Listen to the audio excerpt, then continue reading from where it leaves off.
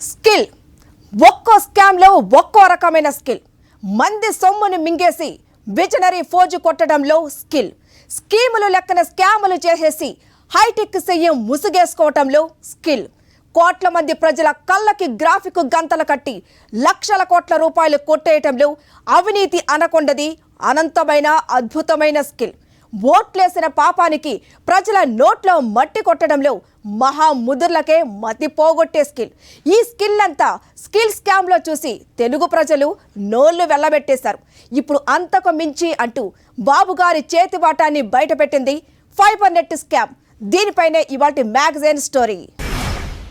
చంద్రబాబుది terabyte వేగం ప్రజాసేవలో కాదు, ప్రజాధనం దారి మళ్లించడంలో. చంద్రబాబుది హైటెక్ మైండ్ పాలనని పరిగెత్తించడంలో కాదు, పాత పద్ధతులను పక్కన పెట్టి కొత్త మార్గాల్లో కుంభకోణాలు చేయటంలో. ఫైబర్ నెట్ స్కామ్లో ఏపీ సిఐడికి లభించిన సాక్ష్యాధారాలు చూస్తే ఎవరైనా అనే మాటలు ఇవే అంటున్నారు పరిశీలకులు. రకరకాలుగా ప్రజలను మభ్యపెట్టి రకరకాల స్కాములు చేశారు. ఎంతైనా హైటెక్ బ్రాండ్ ముసుగులో దశాబ్దాలు బతికేశారు కదా. అందుకే టెక్నాలజీ పేరుతోనూ ఒక స్కామ్ చేస్తే పడి ఉంటుంది అనుకున్నారు కాబోలు. ఫైబర్ నెట్ పేరుతో 100 కోట్లు దారి మళ్లించారు, అడ్డంగా దొరికిపోయారు. చంద్రబాబు పాపాల పుట్ట పగిలింది. 1 కాదు 2 కాదు, దశాబ్దాలుగా అధికారాన్ని అడ్డుపెట్టుకుని లక్షల కోట్ల రూపాయల ప్రజల సొమ్ము దోచేశారు. విజనరీ అంటూ పైకి కబుర్లు చెబుతూ కుంభకోణాల మేళా చేసేశారు. కాదేది మేయడానికి అనర్హం అంటూ పచ్చగడ్డి నుంచి రాజధాని భూముల వరకు అడ్డంగా దిగమింగేశారు. స్కిల్ స్కామ్ లో జైలు ఊసలు లెక్క పెడుతున్న చంద్రబాబుని ఫైబర్ నెట్ స్కామ్ లో అరెస్ట్ చేసి విచారించేందుకు ఏపీ సిఐడి రెడీ అయింది. స్కిల్ స్కామ్ లో చంద్రబాబు అరెస్ట్ అయిన నాటి నుంచి అసలు చంద్రబాబుకి ఇదేం పెద్ద కష్టం కాదంటూనే ఉన్నారు రాజకీయ పరిశీలకులు. ఎందుకంటే ఆయన చేసిన కుంభకోణాల్లో స్కిల్ స్కామ్ చాలా చిన్నది. అమరావతి భూముల దగ్గర నుంచి మొదలు పెడితే అయ్యగారి చేతివాటం ఎంత భయంకరంగా ఉంటుందో చెప్పడానికి ఉదాహరణగా చాలా స్కామ్లే ఉన్నాయి. వాటిలో ఫైబర్ నెట్ స్కామ్ ఒకటి. ఏ స్కీమును ప్రారంభించాలి, దాని ద్వారా డబ్బు ఎలా కొల్లగొట్టాలి, ఈ అంశం చుట్టే తిరిగింది. దానికి నిదర్శనమే ఇవాళ బయటకు వస్తున్న skill scam, fibre grid, inner ring road, ఇట్లాంటి వ్యవహారాలన్నీ బయటకు వస్తున్నాయి. ఇన్నర్ రింగ్ రోడ్లో చాలా క్లియర్గా చూస్తున్నాం హెరిటేజ్ భూములను. ఇన్నర్ రింగ్ రోడ్కు ఒక మార్గం పెట్టి ఆ ప్రాంతంలో హెరిటేజ్ భూములు కొనుగోలు చేయడం, ఆ ప్రాంతంలోనే ఆ రాష్ట్ర అప్పటి మున్సిపల్ మంత్రి నారాయణ భూములు కొనుగోలు చేయడం. ఇట్లా అది కాకుండా ఫైబర్ గ్రిడ్లో కూడా మనీ లాండరింగ్ జరిగింది. 10 ఖాతాల్లో దాదాపు 114 కోట్లు బదిలీ చేశారు. స్కిల్ స్కామ్ సంగతి సరే ఆంధ్రప్రదేశ్ రాష్ట్ర ప్రజలందరికీ అర్థమైపోయింది. అసలు కంపెనీకి తెలియకుండా ఒప్పందం చేసుకొని 370 కోట్ల పైచిలకు నిధులను దుర్వినియోగం చేసిన గనుడు చంద్రబాబు నాయుడు గారు, ఆయన మంత్రులు. ఇన్నర్ రింగ్ రోడ్ కుంభకోణంలో ఒక రకమైన చేతివాటం, అమరావతి భూముల స్కామ్ లో ఒక రకమైన నైపుణ్యం. స్కిల్ స్కామ్ లో నిరుద్యోగుల ఆశలను ఆవిరి చేస్తూ 100 కోట్లు దిగమింగేయడంలో మరో రకమైన స్కిల్. ఇలా చెప్పుకుంటూ పోతే 2014 నుంచి 5 ఏళ్ల పాటు లక్షల కోట్ల రూపాయల ప్రజాధనాన్ని మెక్కేయడంలో చంద్రబాబు ప్రదర్శించిన ప్రతిభా పాటవాలు అపూర్వం అంటున్నారు పరిశీలకులు. అందులో ఒకటి fibre net scam. Hi-tech brand ముసుగులో దశాబ్దాలు బతికేసిన చంద్రబాబు టెక్నాలజీ పేరుతోనూ ప్రజాధనాన్ని మింగేశారు. కొత్తగా అధికారంలోకి వచ్చిన ప్రభుత్వాన్ని తొలి 6 నెలలు హనీమూన్ పీరియడ్ గా భావిస్తారు. ఆ సమయంలో ప్రతిపక్షాలు కూడా సీరియస్ గా అధికార పక్షాన్ని టార్గెట్ చేయవు. పాలనలో కుదురుకోవడానికి ఆ మాత్రం సమయం ఇస్తారు. కానీ చంద్రబాబు కనీసం ఆ హనీమూన్ పీరియడ్ గా భావించే సమయంలో అయినా ప్రజా సంక్షేమం గురించి ఆలోచించలేదు. 2014లో అధికారంలోకి వచ్చిన 2 నెలలకే స్కిల్ స్కామ్ కి శ్రీకారం చుట్టారు. ఏడాది కాకుండానే ఫైబర్ నెట్ స్కామ్ కి తెర తీసేశారు. ప్రజలను మభ్యపెట్టాలి, ఏదో అద్భుతం జరిగిపోతుందన్న భ్రమలోకి వాళ్లని నెట్టేయాలి. ఆ మాయలో వాళ్లు ఉన్న సమయంలోనే ప్రజాధనం దిగమింగాలి. చంద్రబాబు చేసే ప్రతి స్కామ్ వెనక స్కీమ్ ఇలానే ఉంటుందంటున్నారు రాజకీయ పరిశీలకులు. ఫైబర్ నెట్ స్కామ్ విషయంలోనూ అదే తరహా హడావుడి చేశారు చంద్రబాబు అండ్ కో. రాష్ట్రంలో ఒకే కనెక్షన్ తో ఇంటింటికి కారు చౌకగా కేబుల్ టీవీ ప్రసారాలు, ఇంటర్నెట్, ఫోన్ సౌకర్యం కల్పించడానికి ఫైబర్ గ్రిడ్ ప్రాజెక్టును చేపట్టామని 2015లో అప్పటి సీఎం చంద్రబాబు ప్రకటించారు. ఇందుకోసం పెట్టుబడులు, మౌలిక సదుపాయాల కల్పన శాఖ పరిధిలో Andhra Pradesh state fibre net limited ను ఏర్పాటు చేశారు. ఈ శాఖను 5 ఏళ్ల పాటు చంద్రబాబే నిర్వహించారు. మొత్తం 2,000 కోట్ల రూపాయల ఈ ప్రాజెక్టు కింద మొదటి దశలో 333 కోట్ల రూపాయల విలువైన పనులు చేపట్టారు. నిబంధనలకు విరుద్ధంగా చంద్రబాబు, లోకేష్లకు సన్నిహితుడైన వేమూరి హరికృష్ణ ప్రసాద్ కు చెందిన టెరాసాఫ్ట్ కంపెనీకి టెండర్లు కట్టబెట్టారు. అందుకోసం నాటి చంద్రబాబు ప్రభుత్వం పక్కా పన్నాగంతో కథ నడిపించింది. క్లీన్ చిట్ ఇచ్చిన తర్వాత వారం రోజుల టెండర్ ఎందుకు పొడిగించారు? వారం రోజుల టెండర్ పొడిగించిన తర్వాత ఈ గవర్నెన్స్ కౌన్సిల్లో సెలక్షన్గా సభ్యుడిగా ఉన్నటువంటి ఇతన్ని ఈ సెలక్షన్ కమిటీలోకి ఎలా తీసుకొచ్చారు? ఇవి చాలదండి. ఇంతకంటే ఇంకేం ఆధారాలు? కనీస స్పృహ ఏ విషయంలో అయినా ఉన్నవాడిని న్యాయస్థానాలు అక్కర్ల, మామూలు అంతో ఎంతో నాలెడ్జ్ ఉన్నవాడిని, ఒక పెద్ద మనిషిని దీంట్లో నీతి ఏంటో చెప్పవా, నీతి ఉందా అవినీతి ఉందంటే ఎవరైనా చెప్తారు కదా. ఇంత అడ్డగోలుగా ఇష్టారాజ్యం కింద భోంచేసేసి 114 కోట్ల రూపాయలు చేయటమే కాకుండా మరొక అంశం, ఆసక్తికరమైన అంశం ఏంటంటే, తర్వాత ప్రభుత్వం మారిన తర్వాత టెక్నికల్ ఎక్స్పర్ట్స్ పరిశీలిస్తే నాసి రకం అనమాట. చాలా అసలు అంటే మనకి ఢిల్లీ వీధుల్లో మనకు ఇవన్నీ కూడా ఎలక్ట్రానిక్ గూడ్స్ను ఎలక్ట్రికల్ గూడ్స్ అమ్ముతుంటారు. అక్కడ కారు చౌకగా ఒరిజినల్ బ్రాండెడ్గా కనపడుతుంటాయి. అటువంటి ఒక నాసి రకం వస్తువులన్నిటినీ కూడా సప్లై చేశారనేది కూడా తెలిసిందే. చంద్రబాబు విద్యుత్ మౌలిక సదుపాయాల కల్పన, పెట్టుబడుల శాఖలను తన వద్దే అట్టిపెట్టుకున్నారు. వాస్తవానికి ఫైబర్ నెట్ ప్రాజెక్ట్ ని ఐటీ శాఖ చేపట్టాలి. కానీ ఈ ప్రాజెక్ట్ ని విద్యుత్ మౌలిక సదుపాయాల కల్పన, పెట్టుబడుల శాఖ చేపడుతుందని అప్పటి ముఖ్యమంత్రి హోదాలో చంద్రబాబు నిర్ణయించారు. ఆ తర్వాత అసలు కథ మొదలైంది. ఫైబర్ నెట్ స్కామ్ లో 100 కోట్లు దిగమింగాలంటే ఆ ప్రాజెక్ట్ ని తమ కంపెనీకే కట్టబెట్టాలి. ఈ క్రమంలోనే తన బినామీ కంపెనీ అయిన టెరాసాఫ్ట్ కంపెనీకి ప్రాజెక్ట్ ఇవ్వడానికి రంగం సిద్ధం చేశారు. కానీ టెరాసాఫ్ట్ కంపెనీ చరిత్ర సాధారణమైంది కాదు. రేషన్ షాపుల్లో ఈ పోజ్ యంత్రాలను అమర్చడంలో విఫలమై బ్లాక్ లిస్ట్ లోకి వెళ్ళింది. ఇంత ఘన చరిత్ర టెరాసాఫ్ట్ సొంతం. అలాంటి టెరాసాఫ్ట్ కి ఈ ప్రాజెక్ట్ ని అప్పగించాలని డిసైడ్ అయ్యారు చంద్రబాబు. కానీ ఆ కంపెనీ బ్లాక్ లిస్ట్ లో ఉంది. దీంతో సీఎం హోదాలో చంద్రబాబు మరో ఎత్తు వేశారు. 100 కోట్లు స్వాహా చేయడానికి అనువైన వాతావరణం క్రియేట్ చేశారు. 1,000 కోట్ల రూపాయల ప్రాజెక్ట్ అన్నారు, 100 కోట్ల రూపాయలు స్వాహా చేశారు. మామూలుగా కాదు, రాత్రికి రాత్రే బ్లాక్ లిస్టుల నుంచి తీసేశారు. ఆ పైన పరస్పర ప్రయోజనాల నిరోధక చట్టం ఉల్లంఘన, మనీ లాండరింగ్, సూట్ కేసు కంపెనీలు, ఇలా చెప్పుకుంటూ పోతే ఫైబర్ నెట్ స్కామ్లో చంద్రబాబు అండ్ కో ప్రదర్శించిన చేతివాటం సాధారణమైంది కాదు. అవినీతిలో ప్రజల సొమ్ముని దిగమింగటంలో చంద్రబాబు టాలెంట్ కి ఈ స్కామ్ ఒక ఉదాహరణ అంటున్నారు రాజకీయ పరిశీలకులు. చంద్రబాబు సన్నిహితుడైన వేమూరి హరికృష్ణకు చెందిన టెరాసాఫ్ట్ కి ఫైబర్ నెట్ ప్రాజెక్ట్ అప్పగించాలి. అప్పుడే అనుకున్న విధంగా 100 కోట్ల రూపాయలు మళ్లించడం కుదురుతుంది. కానీ టెరాసాఫ్ట్ బ్లాక్ లిస్ట్ లో ఉంది. అంతకుముందు చేపట్టిన ప్రాజెక్టులను సకాలంలో పూర్తి చేయలేకపోవడంతో ఆ కంపెనీని బ్లాక్ లిస్ట్ లో పెట్టారు. రాజు తలుచుకుంటే దెబ్బలకు కొదవా అన్నట్టుగా రాత్రికి రాత్రే బ్లాక్ లిస్ట్ జాబితా నుంచి టెరాసాఫ్ట్ కంపెనీ పేరును తొలగించారు. అంటే ఆల్ ఈజ్ వెల్ అంటూ క్లియరెన్స్ ఇచ్చేశారన్నమాట.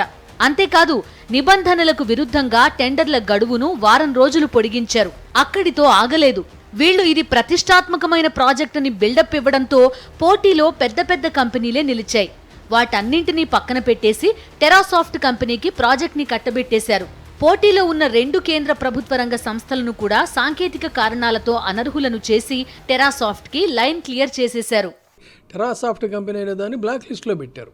బ్లాక్ లిస్ట్లో పెట్టారన్న దాన్ని హడావుడిగా దాన్ని తొలగించి దాన్ని మళ్ళీ లైవ్లోకి తీసుకురావడం అనేటువంటిది, అక్కడే అసలు ఇంటెన్షన్ ఏంటి అనేటువంటిది క్రిమినల్ ఇంటిమిడేషన్ అంటారు లీగల్ పరిభాషలో చెప్పాలంటే. సో దాన్ని లైవ్లోకి తెచ్చారు. సరే, లైవ్లోకి తీసుకొచ్చారు. టెండర్ల ప్రక్రియలో ఈ టెరాసాఫ్ట్ కంపెనీ కూడా మళ్ళీ పాల్గొనడం అనేటువంటి జరిగింది.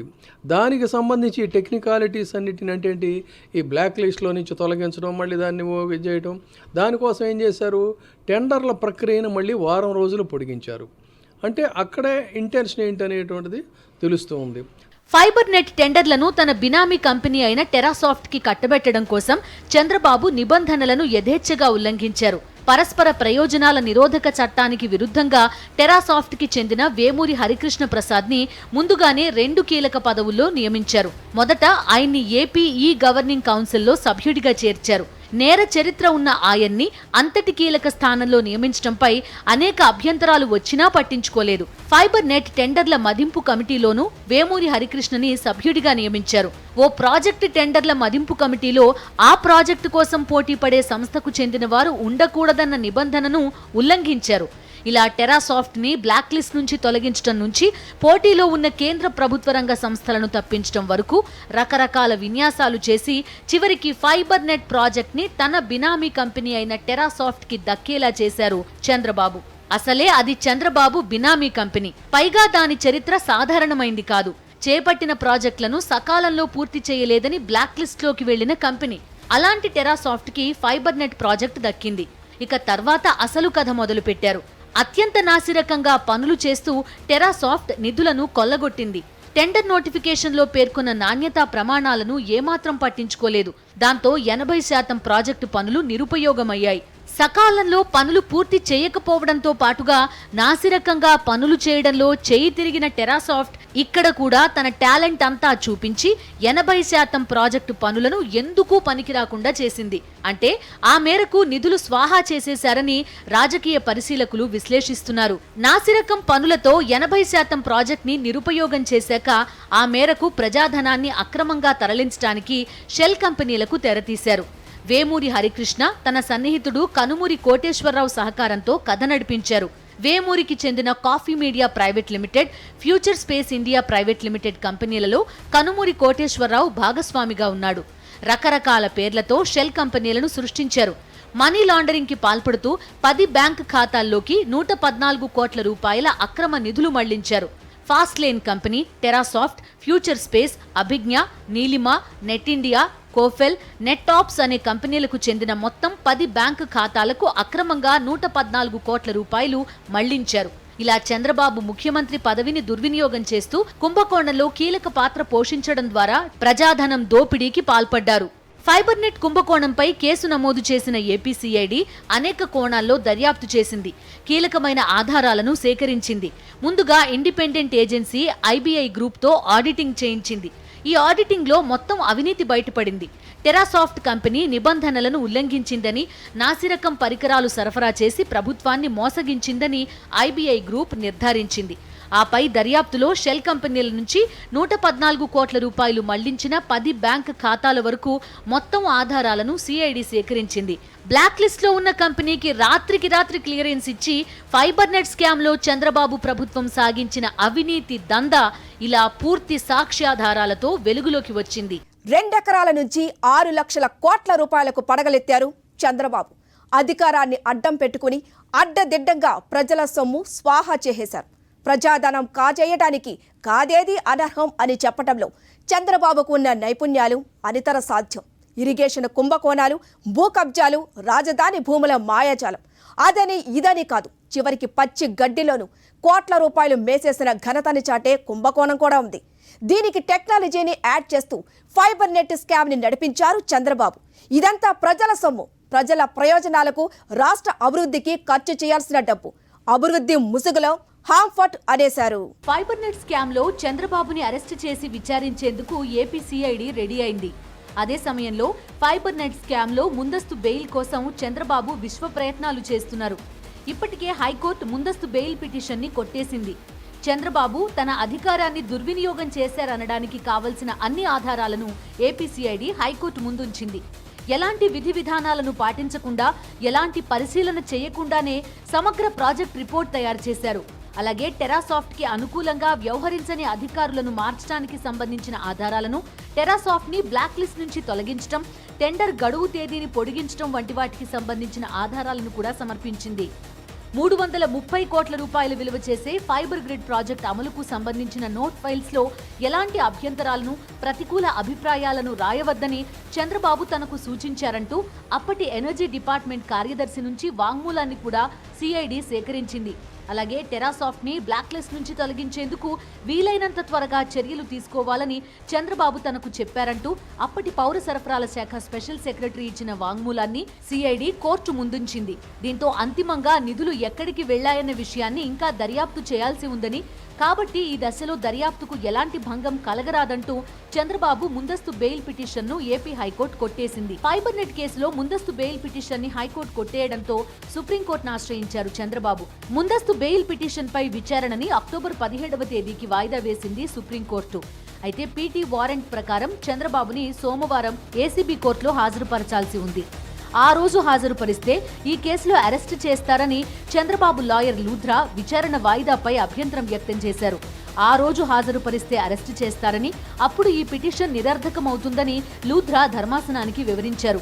ఆ దశలో సిఐడి తరపున వాదనలు వినిపిస్తున్న ముకుల్ రోహత్గి జోక్యం చేసుకుని సోమవారం అరెస్ట్ ఉండదని సిఐడి తరపున హామీ ఇచ్చారు. స్కిల్ స్కామ్ లో అరెస్ట్ అయిన నాటి నుంచి నేను నిప్పుని అనే పాటని నాన్ స్టాప్ గా పాడుతూనే ఉన్నారు చంద్రబాబు. నిజానికి నేను నిర్దోషిని అని చెప్పే ఎవరైనా సరే విచారణకి సై అంటారు, దర్యాప్తుకి పూర్తిగా సహకరిస్తారు.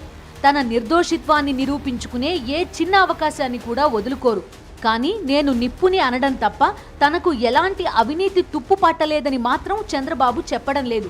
విచారణకి సహకరించే దిశగా ఎలాంటి సానుకూలత ఆయన వైపు నుంచి రావడం లేదు. ఇవన్నీ కాదన్నట్టు ఎంతసేపు టెక్నికల్ అంశాల చుట్టూనే తిరుగుతూ తన అరెస్ట్ చెల్లదని ఒకే వాదనని తిప్పి తిప్పి చెబుతూ వచ్చారు. సెక్షన్ 17A కేంద్రంగా స్కిల్ స్కామ్ నుంచి బయటపడాలని ప్రయత్నిస్తున్న చంద్రబాబు ఇప్పుడు ఫైబర్ నెట్ స్కామ్ విషయంలోనూ సెక్షన్ 17Aని అడ్డుపెట్టుకుని బయటపడే ప్రయత్నాలు చేస్తున్నారని రాజకీయ పరిశీలకులు విశ్లేషిస్తున్నారు. చంద్రబాబు అవినీతిని కప్పిపుచ్చటానికి, ఆయనంత నిజాయితీ పరుడైన నాయకుడు మరొకరు లేరని చెప్పడానికి ఎల్లో మీడియా ఆడుతోన్న అబద్ధాలు, చేస్తున్న కుట్రలు అన్నీ ఇన్ని కావని రాజకీయ పరిశీలకులు ఎనలైజ్ చేస్తున్నారు.